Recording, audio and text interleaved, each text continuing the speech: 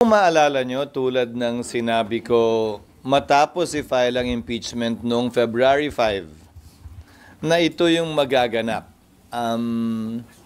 Mag-i-issue ng summons, magfa-file ng answer, at may 5 araw ang prosecution para mag-submit ng reply. June 10, nag-issue ng summons ang Senado bilang isang impeachment court.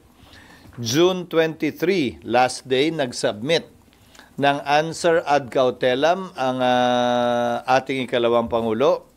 At mula June 23, 24, 25, 26, 27, 28, Sabado yon. So meron hanggang Lunes ng tanghali ang Kamara para magsumite ng kanilang reply kung nanaisin nila.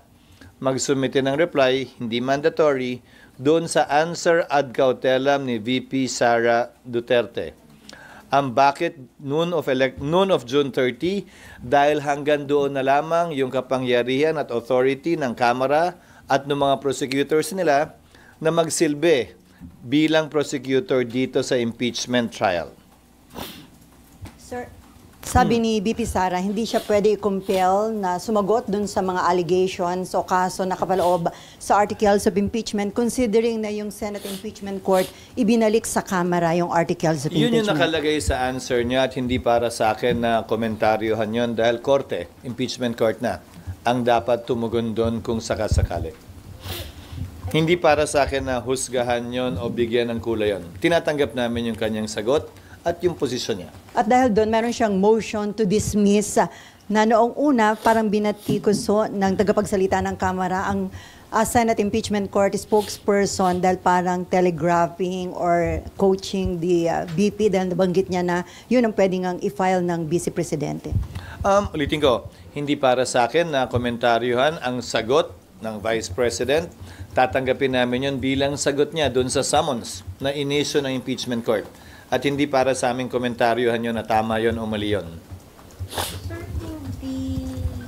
yung sagot na ibibigay, yung reply na ibibigay ng Kamara sa sagot ni VP ay... Kung gusto nila. Pwedeng hindi?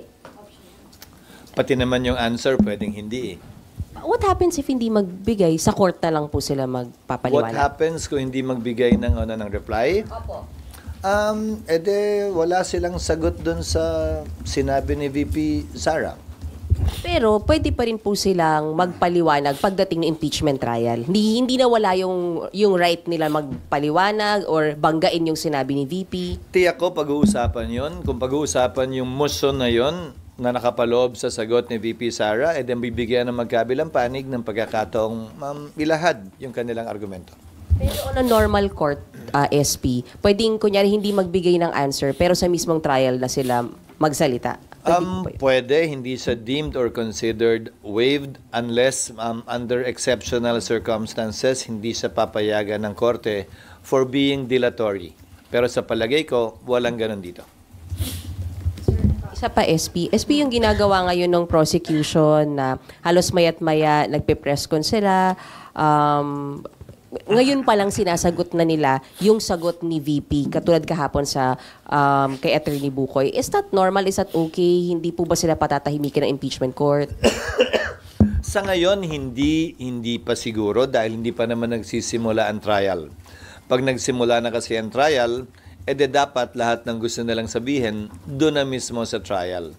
Pero sa panahong ito, walang prohibition. Katulad ng mga tanong nyo sa akin ditong nagdaang araw, pwede ba niyong i-publish yung answer na binigay sa inyo ng Kamara base sa receiving copy nila?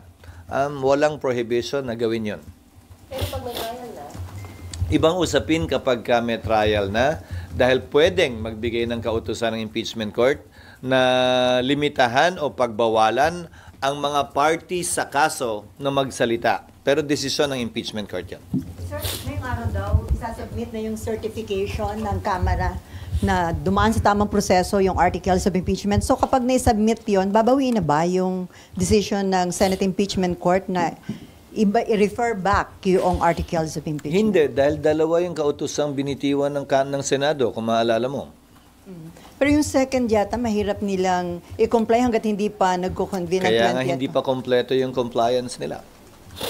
So, Dalawa yung compliance na hinihiling na impeachment court sa Kamara. Yung isa ay pwedeng mabigay ng 19th Congress. Yan yung patunay na hindi sila lumabag sa one-year ban. Pinapaliwanag na hindi sila lumabag dito. At pangalawa, yung patuloy na kagustuhan na ipursige pa rin yung kaso mula sa 20th Congress. so yung decision na yon to refer back yung articles of impeachment, mananatili yun hanggang 20th Congress. That is the operational meaning of the order issued by the Senate Impeachment Court. Yes. Maliwanag naman yun dun sa order. Sir, next week, di ba, basically, technically parang 20th Congress na.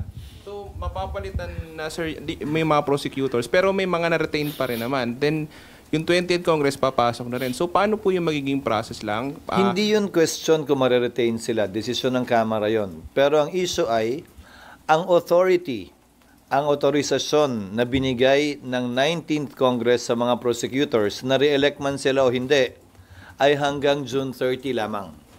Kailangan bigyan sila ng panibagong otorisasyon ng Kongreso na magsilbi bilang pareho man o magkaibang prosecutors sa ilalim ng 20th Congress. So, sir, kailangan pa ng plenary action pag ganon? Plenary action ang kinakailangan. So, basically, sir, walang prosecutors muna from June 30? Kaya nga, Pebrero pa lang, sinasabi ko na sa inyo, di ba, dun sa mga nagmamadali, hindi pwedeng magpursige ang trial dahil walang prosecutors mula June 30 hanggang July 28. Di ba, noon pa sinasabi na natin yan eh. Hindi naman pwedeng mag-trial na isang panig lang. Sir, so given yon, sabi kasi ni Attorney Bukoy, yung spoke sa House, magre-request po sila after nila mag-file ng reply dun sa answer ni VP Sara, magre-request sila sa impeachment court na mag-set na ng pre-trial date at ng trial date. Pwede ba yun? Hindi. Kasi kahit yung authorization ni Attorney Bukoy ay hanggang June 30 lamang. Mag-expire at maglalapse din yun. Ahente lamang siya, spokesperson lamang siya ng prosecution panel. So yung prosecution panel na mag-a-appear, ano ba siya, spokesperson ba dito? Agent nga lang siya. Agent. Principal agent. Wala na prosecution by June 30. No, spokesperson ba siya ng prosecution? O de sino yung nagbigay sa kanya ng kapangyarihan? Tapos na yung kapangyarihan ng prosecution team ng June 30 noon. So yung pre-trial at yung trial date sa 20th Congress na po? Sa 20th Congress din. Kasi paano mo nga isa-set yon nang walang prosecution? Kung mag-set kami, ulitin ko Pebrero pa lang, sinasabi ko na to sa inyo. Paano ka magse-set ng pre-trial na kailangan may magkabilang panig? Hindi naman pwedeng abogado lang ni VP Sara mag-attend doon. One-sided naman yun. Hindi na pre-trial talaga ang tawag doon. Pero so dati may ginawa kang calendar, di ba? Hanggang October 9. Oo, pero ang bumulaga sa amin doon, base sa, kaya nga, working calendar yon, di ba? Ang bumulaga sa amin doon, yung authority nga, kasi iba kami, iba ang Senado eh. Ako hanggang 2028 pa. Pero yung prosecutors, yung congressmen, hanggang June 30 lamang. Sir, also sabi po niya ni Attorney Bukoy, yung ombudsman daw po, yung investigation nila hindi dapat magtuloy dahil matapos dapat daw po muna yung impeachment trial. Hindi Tama ba para sa akin na komentaryohan yon. Hayaan na natin ang ombudsman na sumagot sa kanya. At tila yata hiwalay yung away na yon sa iba pang away na gustong pasukan ni Attorney Bukoy. Silang dalawa na lamang, yun siguro. SP. Nympha. Sir, ginagamit kasing defense, based dun sa answer ng Vice President, ginagamit nilang defense yung pag-return ng impeachment court dun sa articles of impeachment. Ano ba talaga ang ginawa ng impeachment court? Kasi ang claim nila is the articles of impeachment was returned, so there's no charges against her to speak of. There are no charges against Argumento yan ang isang panig. Subalit, I refer you back to the order itself. Pakibasa na lang po yung order dahil nakalagay naman doon, hindi ba?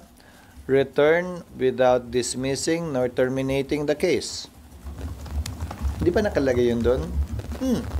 So, ang sagot siguro, yung nasa order na lang, ang pagdedebatihan yan, kung may issue, pagbobotohan yan, kung sakasakali pagdating ng trial.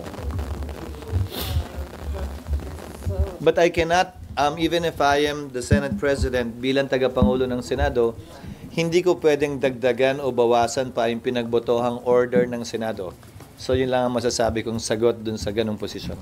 Basta sir, hindi nawala sa Senate yung charges, hindi nawalan ito ng jurisdiction nang dahil doon sa pag-return ng articles of impeachment sa Hindi ko House. pa, yun ang nakalagay sa order. Hindi ko pwedeng dagdagan o bawasan yung ginawa o hindi ginawa ng impeachment court. Nakapaloob yun sa order mismo. Sir, yung compliance po na isasubmit supposedly ng House ngayon, who will decide if it's actually compliant dun sa hinihingi ng court? The impeachment court, when we resume, magre-resume yun kapag compliant na ang Kamara. So, sir, July 29, probably. July 29, thereafter. July 29 onwards. Kasi July 28 kami magre-resume, pero ceremonial yon para sa sona ng Pangulo. Magsisimula pa lang talaga makapagtrabaho ang Senado at Kamara ng July 29. Pero hindi kami pwede schedule agad hanggat una, wala pa yung prosecutors. Pangalawa, wala pa yung compliance in one shape or another. So, SB, walang makukonvene ng 29 kung wala pa yung compliance na pangalawa. Or sabihin nilang ayaw nila, kung ano man, basta katugunan o sagot dun sa hinihiling na yon. So, if walang katugunan, walang makukonvene. Paano makakatugon din kung wala pa? Wala pang prosecutor eh. On the 29, kunwari, SB, or 28 sila magbigay ng tugon sa inyo. Yung second, Paano sila makakabigay nga ng tugon kung wala pang prosecutors? They should, again, some things need to be done by the House, given the entry of the new Congress, bago may schedule yung trial. sorry. Ano muna yung mga kailangan gawin para ma-reconvene kayo? Ano po yung dapat? Mag-elect sila ng prosecutors. Paano ka magta-trial ng walang kinatawan ng Kamara? At saka yung compliance nila sa order ng impeachment court. After that, saka kayo maka-reconvene po. Yon, may hudyat na yon, may dahilan para mag-convene na. But on its own, the impeachment court can also convene on any other matter it may want to take up or decide on its own. Pwede naman din yon. Kahilingan lamang ng isang impeachment court judge ang kinakailangan. Siyempre, pag-uusapan, subject to an agreement by consensus of the impeachment court judges kung may kailangan isettle o pag-usapan, kasi hindi na nga pwedeng desisyonan yan bilang Senado eh. Hindi ko na rin pwedeng desisyonan yan bilang presiding officer lamang. Dapat impeachment court na mag-decide. So kung may issue na mangyayari o magaganap na kailangan pagpasahan ng impeachment court, the court, motu proprio, with the rules of court having precedence with respect to practice, ay pwede rin gawin yun. SP, so? Hindi. Dalawang kanina Not necessarily. So SP, kapag na-comply na to, na-comply na ng 20th Congress, yung assignment ng prosecutors and all, automatic kayong magko-convene? Kung ako Or- ang tatanungin, bilang presiding officer, i-convene ko na yun after consulting my fellow impeachment court judges. Hindi Pero na- basta may prosecutors na rin, ha? Hindi, yes, sir. Hindi May pwedeng prosecutors na. Wala nang debate whatsoever kung magta-trial pa ba kayo o hindi, or... no, that will already be part of trial. May answer na yun. May answer na, may reply na eh. Kung naman ang pag-uusapan man doon, bahagi na ng trial yon. Dahil sumagot na ang VP eh. Kung yun ang gusto niyang patunayan, yung kanyang motion to dismiss muna bago magpresenta ng ebidensya, bahagi na ng trial yon.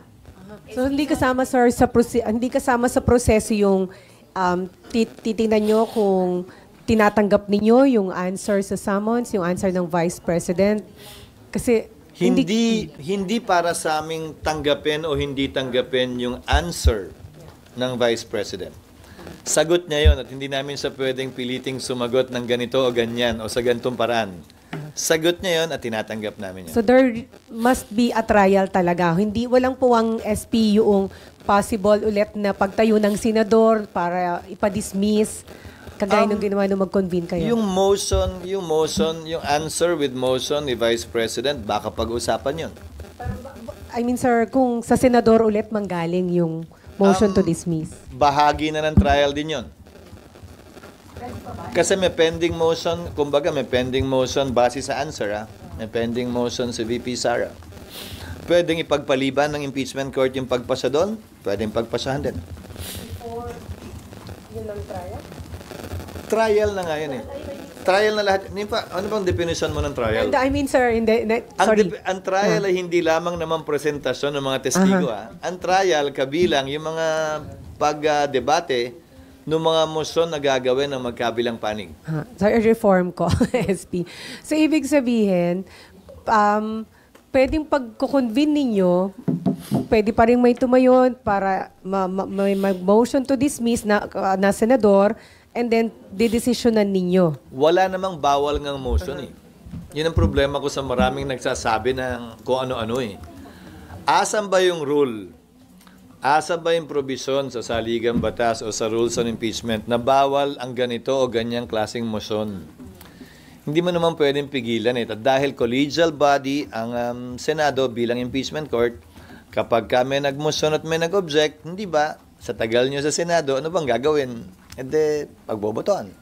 Sir, I'm sorry? Simple majority lang yun. Yes, always by simple majority. Ang hindi lamang required ng simple majority, 2/3 ang kailangan kapag pagbobotohan na to acquit or convict. but SP, yun pong answer po ni VP, pati po yung magiging answer ng PROSEC. Reply ng PROSEC. Yung reply ng PROSEC, mare-resolve or matatakel po ba siya ng impeachment court kapag ka-trial lang? Or paano po ba yung proseso? Hindi ko maintindihan yung tanong. Matatakel po yun during trial only. Pag nag-resume na yung court, that will not be tackled by the Senate sitting as a Senate. So nawala. It can only be tackled by the impeachment court. Ibig pong sabihin, kailangan ma-open po muna yung trial, yung paglilitis mismo, bago po yun... Bukas na siya. Constituted and convened na ang impeachment court. Lahat na magaganap sa impeachment court, bahagi na yun ang tinatawag nating trial kapag ka nag-appear na yung mga parties. So kung ang pinagdidebatihan man nila ay yung reply, yung answer, o kung ano man, bahagi na ng paglilitis yun. SP, SP isa lang. Nandun pa rin kami dun sa pag-reconvene. Kung wala pang PROSEC sa 29, pero may kailangan kayong pag-usapan, pwede kayo mag-convene. Pwede. Motu proprio. On our own. Yes, Milo.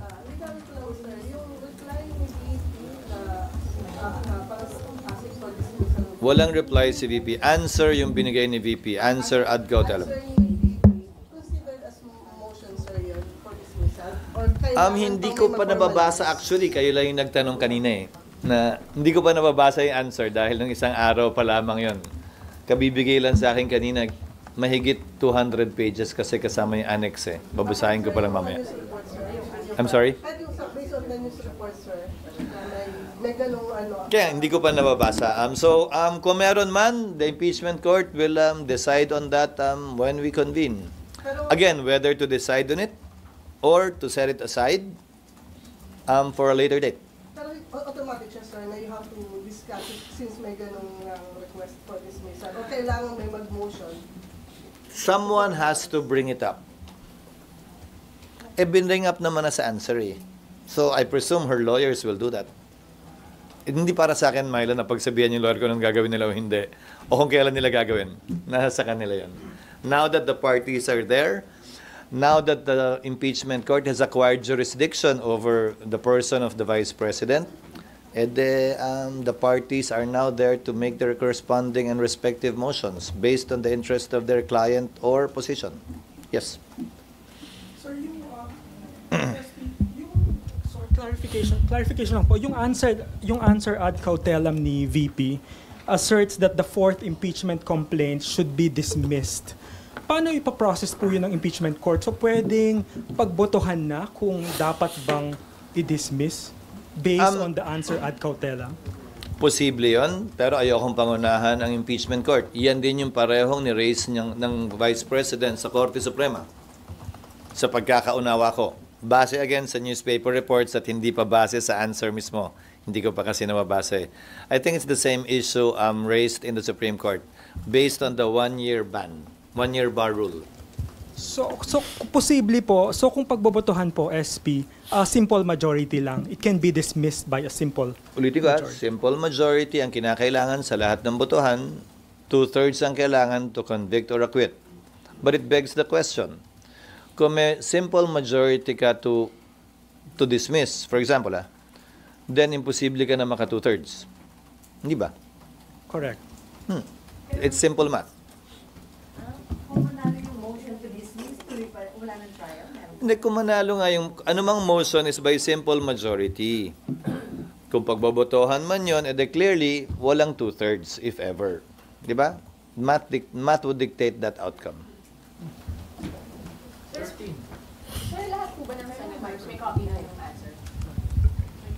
Pinadala na sa kanila electronically kahapon. Nanghingi lang ako ng hard copy dahil hindi ako makabasa ng electronic copy. Yung certification from House na receive nila po today. Sa pagkakaalam ko, wala pa. Yes, ma'am. SP, pero pagka kunwari dumating na po yung reply ng House prosecutors, nandyan na muna yon. Sa July na natin i-expect yung pagrolyo na nito. Oo, kasi paano kami nga magta-trial nang wala yung kabilang panig? Alangan namang mag-attend lang yung mga abogado ni VP Sara. That would be clearly unfair. And I've been telling you this from day one, dahil nga late final na ng Kamara ito, aabutan at aabutan talaga ang June 30. I would have wanted to conduct pre-trial, but I was informed, as I said, na yung authority ng mga abogado on the prosecution side is only until June 30. We did not foresee that at that time. So right now, sir, wala namang issue or namang motion yung mga senator judge na dapat yung i-address at the impeachment court? Wala. Sir, as it is, settled na ba yung question na tatawid na talaga doon sa 20th Congress, the way it looks? Settled ba yun? Sa pananaw at palagay ko, dahil nga, kung hindi man tumawid, kailangan mag-convene pa rin yung 20th Congress Impeachment Court para pagpasahan yan. Yung pa lang tumawid na eh. Pero doon pa lang... Hindi, di ba? Pwede, pero doon pa lang, sir, pwede ulit mapag-debatehan yun. Lahat naman pwede. Tandaan nyo, pakitaan nyo ko ng batas, ng rule na nagsasabing bawal itong motion na to. Wala namang bawal na motion eh. Wala namang bawal na kahilingan eh. Wala namang bawal pag-usapan eh. Wala pa ako nakitang rule na ganun. Na sa impeachment court bawal pag-usapan to Hindi mo pwedeng sabihin to. Hindi mo pwedeng sabihin yan. Wala namang ganun eh. Karapatan ni naman na hilingin base sa kanyang paniniwala, anumang nais niyang hilingin. Kapag yan ay gusto niyang pagbotohan dahil may nag-object, edi pagbobotohan. SP, nasa motion to dismiss pa rin ako. Kung may tumayo pong senator judge again, and then mag-motion to dismiss, di ba po kaya nyo pinag-usapan nyo nung last session nyo para sabi nyo, sir, ngayon pa lang maayos nyo na, hindi na tumaulit pagdating ng trial. So kung meron ulit, sir, hindi pwedeng pagbawalan. Parehong ground ba o magkaiba? Kung parehas. Hindi, pinasubmit namin ang nandun naman kayo, di ba? Napanood nyo yung pag-develop ng motion. Hindi ba? Nagsimula sa motion to dismiss, napunta sa remand, napunta sa return without dismissing nor terminating. Hindi ba? Tapos sinabi, hiniling na mag-submit ng compliance na hindi sila lumabag dun sa 1-year ban. Dahil sabi, di ba, sa floor, kung naalala ko ni Senator Win, kailangan natin pakinggan yung Kamara dyan, mag-submit sila ng ebidensya na hindi sila lumabag. So kailangan mapakinggan sila bago pagbotohan to. So, yun yung kinalabasan ng motion, hindi ba? Hiniling ang Kamara na ipaliwanag yun. So kung ang tanong mo sa akin ay ano mangyayari, hindi ko alam. Depende kung merong kontento at hindi kontento dun sa compliance ng Kamara.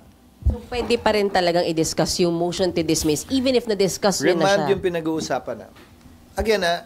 Again, remand yung pinag-uusapan, hindi pinag-uusapan yung motion to dismiss. Hindi pinagbotohan yung motion to dismiss.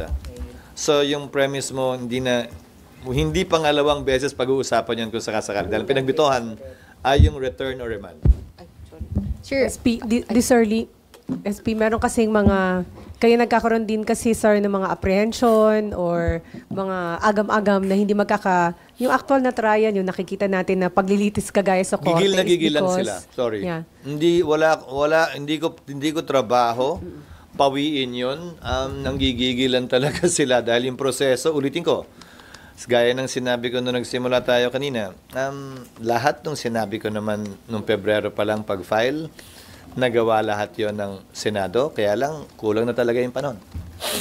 And then, so may nagsasabi din kasi like former Justice Carpio, sinasabi na niya na kung hindi magkakaroon ng trial, that would be grave abuse of discretion kung sakaling i-dismiss ng impeachment court. Hindi para sa akin na patulan si Justice Carpio. Hindi ako sangayon sa sinasabi niya. If we're talking precedents, nasan siya ba't hindi siya nagreklamo nung dinismiss ng Senado yung impeachment complaint laban kay Mercy Gutierrez nang hindi kinoconvene ng impeachment court? There is that precedent done by the Senate. Hindi ko sinasabing tama yan. Pero ginawa na yun ng Senado noon. Nasaan siya nung nagreklamo? Ba't hindi siya nagreklamo noon? Tulad ng kasing sigasig ng pagreklamo niya ngayon. Ano? Baka sitting justice or judge pa siya at that time. Hindi lang siya, pati yung iba siguro. O bakit tila hindi nila maalala yun, papuntong yun? Dinismiss din ng impeachment court yung kaso nung nag-walk out yung prosecutors kay ERAP at ayaw nang bumalik. So kung halimbawa nangyari yun noon, pero nagkaroon ng paglilitis, yung isa hindi nagkaroon ng paglilitis, di ba? Nung panahon ni Chief Justice Corona, may motion to dismiss na final yung depensa nung panahon yun. So that's part of the process. All of these are part of the process. Yung agam-agam nilang biglang tungkol dyan, sa totoo lang, dapat sining na panood na nila yan eh. Di ba? Nakita na natin yan nangyari sa kasaysayan eh. At walang dahilan, para sa akin na magbigay sila ng duda, maliban na lamang kung init na init sila, na magkaroon na agad ng trial sa lalong madaling panahon base sa kagustuhan nila. So, SP, ibig sabihin, may power, may poder talagang impeachment court na mag-decide sa dismissal. And kung sakaling ganun, hindi yon maituturing na grave abuse of discretion for having that, dahil meron kayo ng ganung power? Hindi siya bilang retired justice ng Korte Suprema ang pwede magsabi nun. Ulitin ko ulit. Lahat ng ito, ang may kapangyarihan lamang magpasya kung may nilalabag na batas sa wala ay Korte Suprema.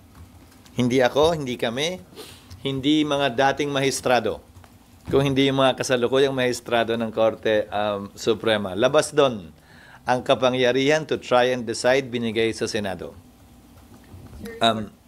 Sir, sorry, clarification lang. Yes. Nasagot niyo na rin po ito dati, pero if hindi po magsabit nung second document na compliance yung 20th Congress House, what happens Then dito? the court will decide accordingly. Hindi ko alam, ayokong pangunahan kasi iba na rin yung composition ng court. Pero sir, di ba, you mentioned before na pwede pa rin kayo mag-decide to continue the trial even without that. Remember, I also said the 19th cannot bind the 20th. The 20th Congress, the 20th Impeachment Court, the 20th Congress Impeachment Court, the 20th Congress House can reverse whatever decision was made by the previous Senate, by the previous Impeachment Court, by the previous Congress. So pwedeng baguhin yung order ng Impeachment Court na papasok. Pwedeng i-modify yun, pwedeng i-abandon yun. Decision ng impeachment court yun. So, pwede rin pala, sir, na wala silang compliance dun sa number 2 dun sa order, pero may assign silang prosecutors. Lahat yun posible, Nympha. Ayokong pangunahan. Sa tigas ng ulo nila, ayaw nga tumanggap ng pleading, so hindi na ako magugulat kung gagawin mo nila yun. Biri mo, pagtanggap lang ng order, pagtanggap ng pleading, pagtanggap ng answer, pagtanggap ng appearance, pati yun, papahirapan. So, hindi na ako magugulat, sa totoo lang. Pero magkikita-kita kami sa tamang panahon, kaugnay sa mga ganyang ginagawa nila sa panahong ito. Sir, other issue? Sir, other issue? Hindi, bilang impeachment court at bilang litigant. Bilang party litigant. Hindi naman, pero hindi ko maintindihan sila yung gigil na gawin to. Tapos, pagdating sa pagtanggap ng mga kopya para magpatuloy na, bakit pinapahirapan yung mga process servers? Sir, other issue? Nag-meeting kayo kahapon ni na Senate President Pro Tempore Jinggoy Estrada and Senator incoming Senator Marcoleta, about Senate leadership po bang pinag-usapan? Hindi kami nag-meeting, kumain kami, magkaiba yon. Pero ano na pag-usapan during your Wala, kung ano-ano lang. breakfast? Magkakasama kasi kami dati eh. I was with Senator-elect Marcoleta in the 13th Congress. Nung So- congressman pa ako. Magkasama kami nun. So si Senator Jinggoy nag-ayos nung pagkikita at pag-uusap dahil matagal nagkasama din sila ng kampanyahan ng 2022. So naimbitahan lamang. So wala pang ongoing efforts para ma-retain kayo as Senate President? Sa Walang 20 ongoing efforts para ma-retain as Senate President. Anong ibig sabihin ng ongoing? Kaibigan ko naman kasi lahat, Sally. Hindi naman porket magkikita kami, yan lang ang pag-uusapan namin. Natural at normal na magkita, magsama-sama siguro kami dahil magkakatrabaho at magkakaibigan kami noon man o ngayon. Pero may ilan po mga senador na nagsasabi na parang may mga text messages na hinihingi na yung suporta para sa iyo o kaya kay former Senate President Tito Soto. So, meron po bang ibang Sabi Nino, at asan yung text kong ganon? Sir, nagsalita dyan sina Senator Kiko Pangilinan. Sinabi nila meron na silang nakuha na ganun may nakikipag-usap para nga kunin yung suporta. Sa party ko, wala pa akong mini-message na ganon. Pero may mga supporter mo na kasamahan mo na sila yung nag-e-effort na Hindi makumuha para ng sa akin, support. magsalita para sa kanila. Pero wala pa kaming pag-uusap. Actually, parang nakatulog lang ako at nakabawi. Mga itong nagdaang linggo lang eh. Naka 11 hours Pero ako sir, isang araw. are you still confident na during that time, kayo pa rin yung Senate President? Hindi to question ng may kumpiyansa o wala. Mangyayari ko anong mangyayari. Panibagong botohan ito. Hindi ito pagpapalit ng liderato base sa kawalan ng kumpiyansa. Ito'y panibagong botohan talaga para sa 20th Congress kung sinong mamumuno ng Senado. Magiging crucial. SP patuloy po yung pagkipag-usap niyo sa mga senators. Kasi sabi ni Senator Erwin, tinawagan niyo rin daw po siya. Matagal na yun bago pa, nung nanalo siya. Siyempre, kinongratulate ko siya nung nanalo siya. But that was the last time I talked to him, I think. During the recess. Tuloy pa yung panliligaw. Hindi ko matatawag na panliligaw eh. Pakikitungo. Normal na pakikitungo. Dahil ngayon, dahil ang term ko ay hindi naman nagtapos ng June 30, so yung mga pangailangan nila dito sa Senado mismo, sila yung mga bagong halal, sila Senators Soto, Lacson, Marcoleta, Villar, Camille, Erwin, kaugnay sa mga briefings at sa mga opisina, tinutulungan namin silang maasikaso. Sir, magiging crucial ba o malaking factor sa Senate leadership yung distribution ng committee chairmanship? Palagi naman, pero sobra naman yung committee dun sa tao. I think we have 41 committees and we only have 24 senators. Marami na ho nagpapaabot sa inyo ng mga incumbent at newly elected senators na mga gusto nilang committee chairmanship. Wala, hindi marami. Meron na. Kasi marami din naman incumbent eh. Pero dun sa mga incoming, sir? Wala pa. Hindi pa namin napag-uusapan ng definite. May numbers na kung ano ka rin sigurado. Ano? Do you have still numbers? Ano mang numero meron ngayon? Sino man? Sa totoo lang, nagbabago yan, lalo na kung ganito pa katagal, mahigit 1 buwan pa. But you want to still be the Senate President for the 20th. I will not shirk from that responsibility, let's put it that way. Hindi ko tatalikuran yung responsibilidad at pagkakataon na yon. Pero magiging open ka, sir, sa ano yun? Term sharing?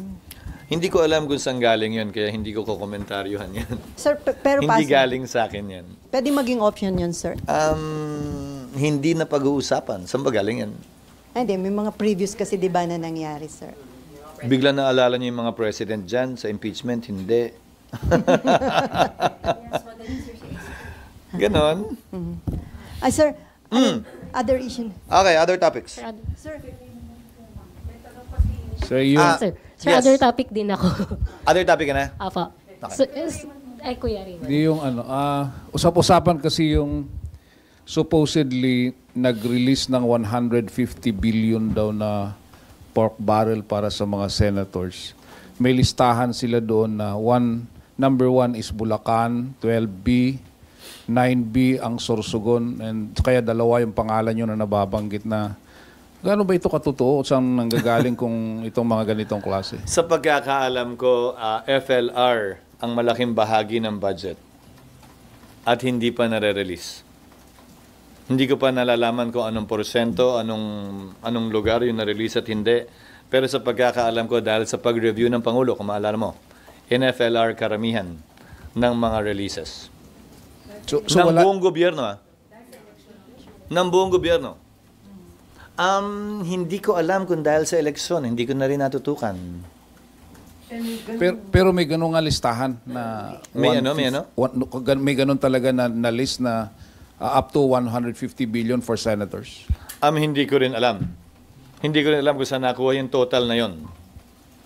May mga proposed amendments ang mga senador at ang mga mambabatas sa Kamara man o sa Senado na dumaan sa proseso ng amendments. Kung saan mang lugar yon, nakalagay naman sa budget lahat yon. Sir, other topic. Ngayon, kung na-release o hindi, DBM siguro makakasagot nun. Hindi ko alam. Hindi ako updated. Kasi hindi automatically released eh. Hindi ka mukha ng dati. Ngayon, kailangan ng SARO. Sir, other topic. Yes. Meron ding mga panawagan to suspend yung mga oil taxes. Tapos pero sabi ng DOE, only Congress can do that. Wala po bang? Pabor ako dyan noong paman. In fact, yung original version ng train law na i-final, ang pinanukala ko ay bigyan ng standby authority and Department of Finance na babaan yung value-added tax na pinapataw sa petroleum products. Bakit? 12% ang VAT. Pag tumaas yung presyo ng langis, halimbawa, mula $40 patungong $100, edi magkakaroon ng malaking kita dahil percentage tax yung VAT ang gobyerno. Hindi ba mali yun? Babalikatin, papasanin ng sambayanan yung malaking kita ng gobyerno, samantalang wala naman yun sa pinroject nilang kita para sa taong yun. Kung hindi ako nagkakamali, ang projected na presyo ng crude oil ay nasa $40 to $60 for 2025. Pag pumalo yan ng 80 100 dahil sa kaguluhan sa Middle East, edi may malaking porsyentong makukuha ang gobyerno, hindi naman niya tatama yun. So, babalik, mumungkahin namin muli yung standby authority na yan sa pagpapasok ng Kongreso. Yung adjustment ng excise tax, which is a fixed amount, binigyan namin sila ng standby authority pero for 2 years lang. Tapos na yun. Nag-lapse na yun noong 2020. So, kailangan ng panukalang batas nga para magawa yun. Hindi, yung train law. Yung train law. Pero sir, may panawagan din, i-abolish na yung oil deregulation law. Considering yung situation ngayon na tumataas ang presyo na langis dahil sa Israel conflict. Kada tumataas naman ang presyo, ang panawagan ay i-abolish yan, pero pag bumababa yung presyo at sa mahabang panahon naman mababa, nakakalimutan din naman. So siguro ang kailangan natin gawin ay maglagay ng mga mekanismo, makinarya tulad ng standby authority na binanggit ko, na makaka-adjust tayo kapag may mga panahon tulad nito na tumataas yung presyo ng langis.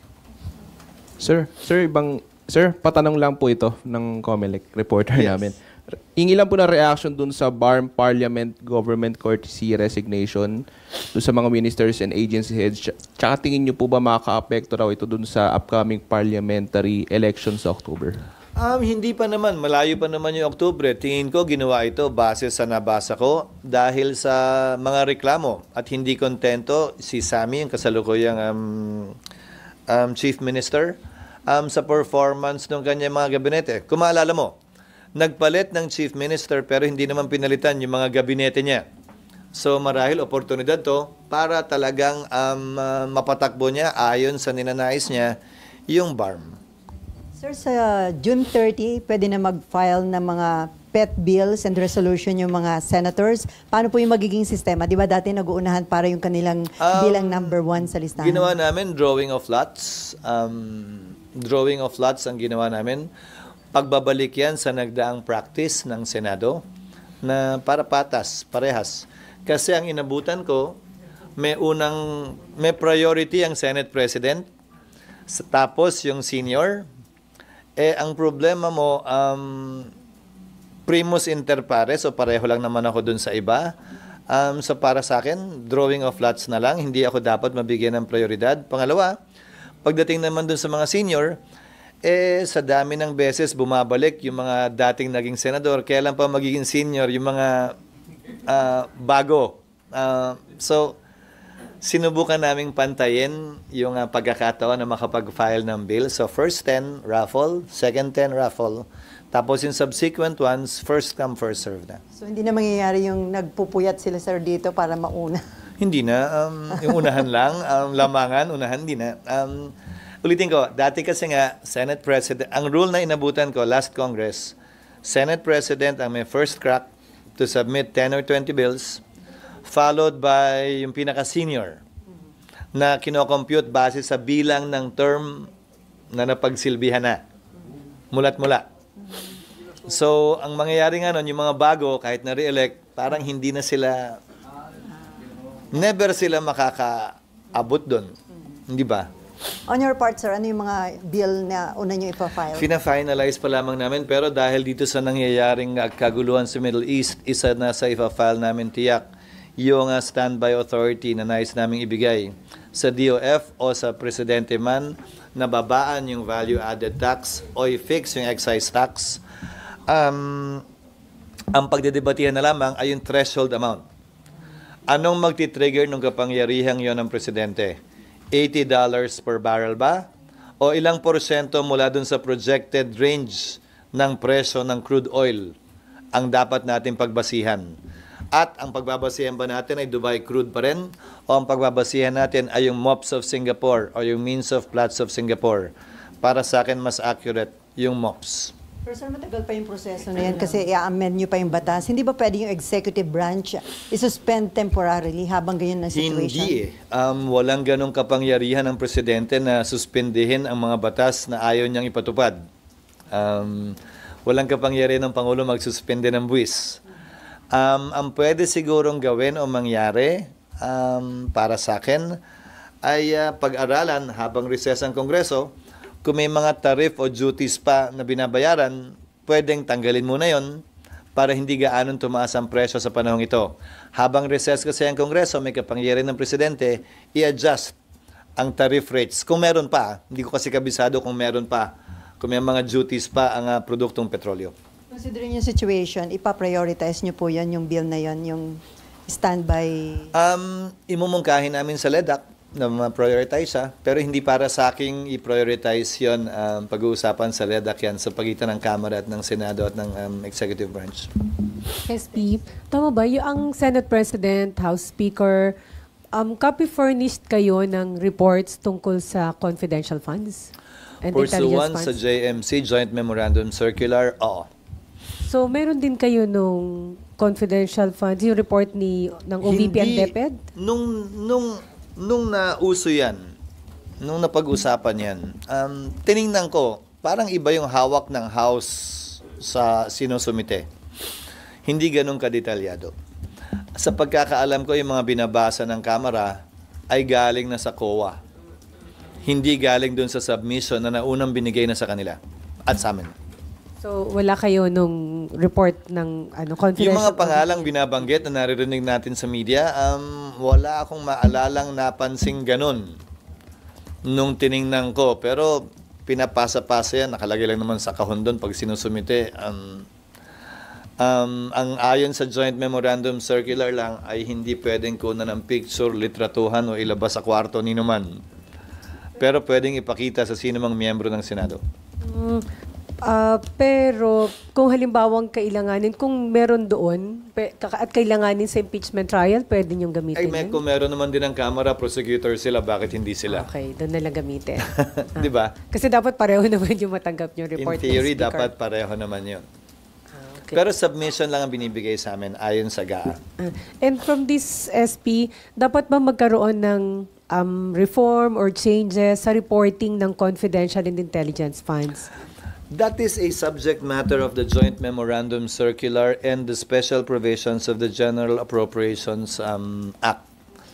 Kung may mga panukalang pagbabago, yung dalawa ang babaguhin. Yung JMC sa pagitan ng DBM at ng mga ahensyang merong confidential funds at intelligence funds. At pangalawa, yung special provisions na nakalagay sa GAA. Pwedeng dagdagan o bawasan yon sa kada taong pinapasa yung GAA.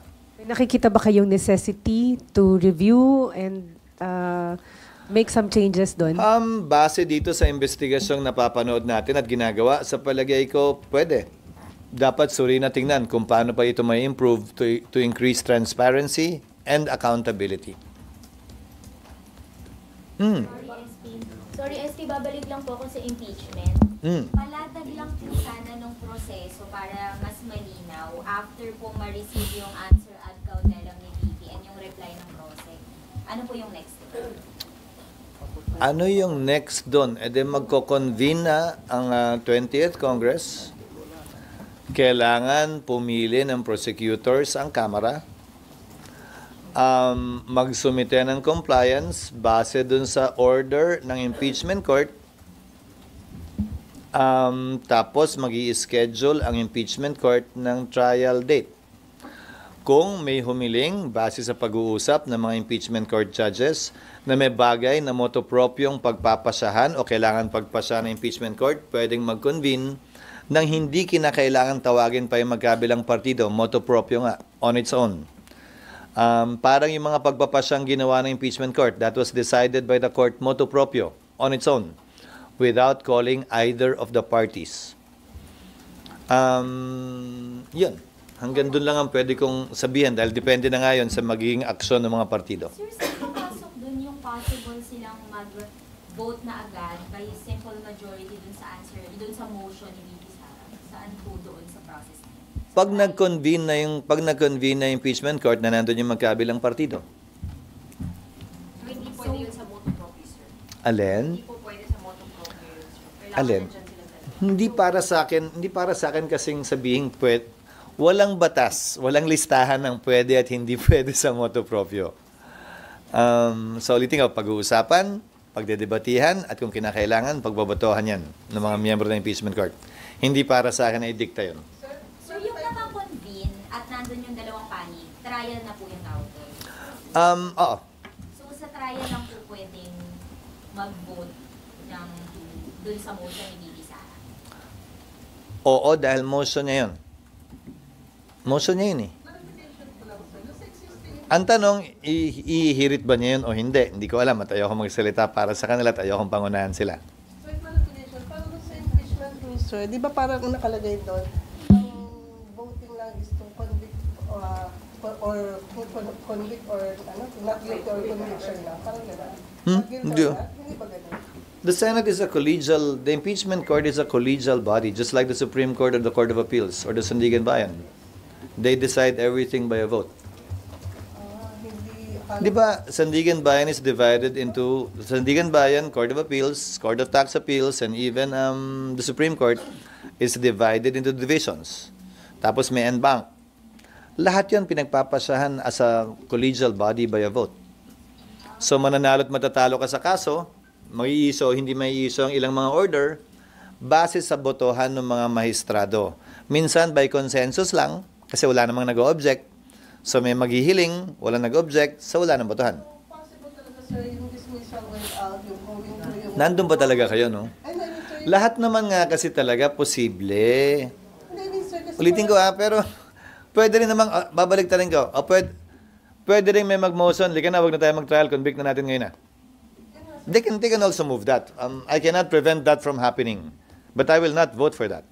But, di ba, so, lahat ng mga motion na yun pwede naman. Wag lang kayo mag-focus sa motion to dismiss. Kasi pwede rin motion to convict. Lagi na. Huwag natin pakinggan. Obvious naman eh. Ganon. Now, there is no rule that prevents a member or a lawyer, a party litigant from doing that. Paano pag sinabi ng prosecutor yan? Obvious naman eh.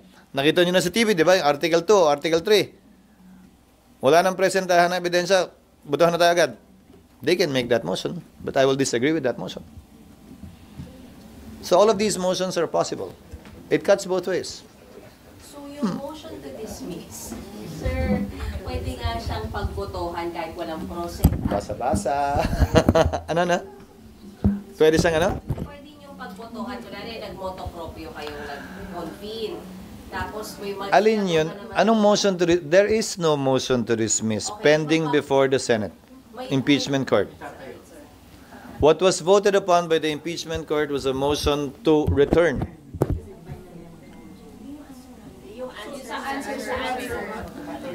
The party has to bring it up. So, kailangan na dyan yung... The party claiming it has... Ikaw na nga mismo nagsabi. Panayang bato nyo kasi sa impeachment court nung dismissal, nasa sagot naman ni VP Sara yon.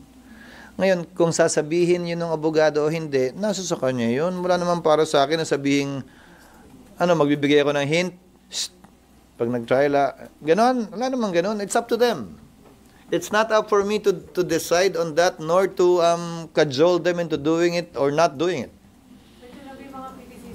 Yung pag-return ng articles of impeachment, practically you aided or you gave the Vice President ng dahilan o ng basis para sa paghingi ng dismissal. Tinulungan siya sa kanya defense. Yung tinanong namin dati ng pending sa Korte Suprema. So, final niya na yun dati pa. Yung motion ni Senator Bato na inamyendahan ni Senator Cayetano, yung isang yun, dati nang binring up na ikalawang Pangulo yun sa kanyang petition sa Korte Suprema. So, anong tip doon? Siya yung nag-isip nun at siya yung nag-bring up nun. Hindi ba? SP? Yes, ma'am. Tanong lang, since may electronic copy na po sila nung answers, yung senator judges, may nasasabi na po ba sila or bawal po sila magsalita until mag-reconvene? Hindi naman bawal magsalita kasi may pangalawang proseso pa yan eh. Pagdating ng June 30, noon time, bibigyan naman namin ng kopya din yung mga bagong halal na senator judges. Bagaman hindi pa sila nakakasumpa, bilang miyembro ng impeachment court, bibigyan namin sila ng kopya din pagdating ng June 30. Sa ngayon po, basta may nasasabi na sila? May nare-raise na sila or wala pa? Wala. Walang, ewan ko kung sinong kausap nila o sa kaibigan nila. Sa akin, wala. SP, ibalikan ko lang yung lumalaking tension sa Israel and Iran conflict. Kasi nakasawsaw na yung US and then Iran is seeking help from Russia. What's your call? Lalo na't baka mas lalong lumaking epekto nito sa ating Pilipinas. Walang kagustuhan nating lahat, manaig ang kapayapaan at tumigil na ang putukan at gera sa pagitan ng Israel at Iran. Pero mas higit na kagustuhan at panalangin dapat natin, huwag na lumagana pa ito. Dahil lahat ng nangyaring digmaang pandaigdig nagsimula sa labanan sa pagitan ng 2 o 3 bansa lamang. So sana, hindi na ito lumawig pa at sana magamit ang mekanismo ng United Nations para manumbalik ang pag-uusap sa pagitan ng magkabilang panig at magkaroon na ng tigil putukan sa pagitan ng Israel at ng Iran. Last na lang, SP. Yes. Last na lang, sorry. 1 month na lang, Sona, na what's your expectation and hopes na sana mabanggit ni Pangulo sa kanyang Sona po? Thank you. Pag sinabi ko kasi yan, edi sasabihin ko uli yan pagdating na.